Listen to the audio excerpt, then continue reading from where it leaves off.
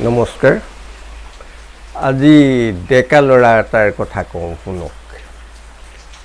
মানে ডেকা ল'ৰাটো ওচৰৰ মানুহ এঘৰলৈ গৈ থাকে, তাহাঁতৰ ঘৰত জীয়ৰী ছোৱালী আছে।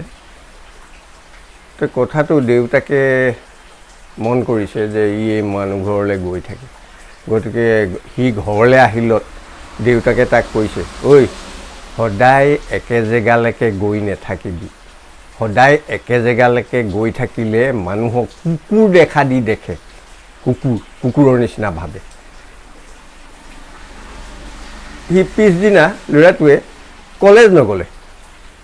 তো দেউতাকে সুধিলে তাক, তই কলেজলৈ নগ'লি কেলে আপুনি কৈছিলে নহয় সদায় একে জেগালৈকে গ'লে মানুহক কুকুৰ দেখা দি দেখে বুলি।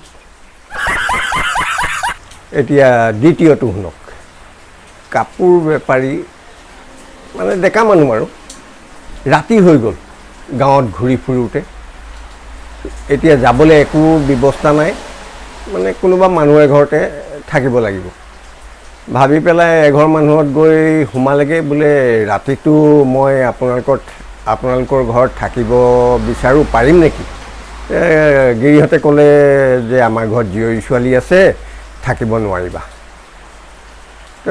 মনটো বেয়া লাগিলে আৰু ওলাই গুচি আহিলে। তাৰপিছত দ্বিতীয় মানুহ ঘৰত সোমালে। দ্বিতীয় মানুহ ঘৰটো ক'লে যে আমাৰ ঘৰত জীয়ৰী ছোৱালী আছে, থাকিব নোৱাৰিবা। সেই ঘৰ মানুহৰ পৰাও গুচি আহিলে। গুচি আহি তৃতীয় ঘৰ মানুহৰ ঘৰত সোমালে। তাত সুধিলে যে ৰাতিটো আপোনালোকৰ ঘৰত থাকিব পাৰিম নেকি? বোলে আমাৰ ঘৰত জীয়ৰী ছোৱালী আছে, থাকিব নোৱাৰিবা। তিনিও ঘৰতে একেটা কথাই ক'লে। 4 নম্বৰ ঘৰত গৈ মানুহজনে, বেপাৰীজনে সুধিলেগৈ যে জীয়ৰী ছোৱালী আছে নেকি? বোলে কেলে, মই থাকিব খুজিছোঁ। এনেকুৱা গৰু পিটন দিলে তাক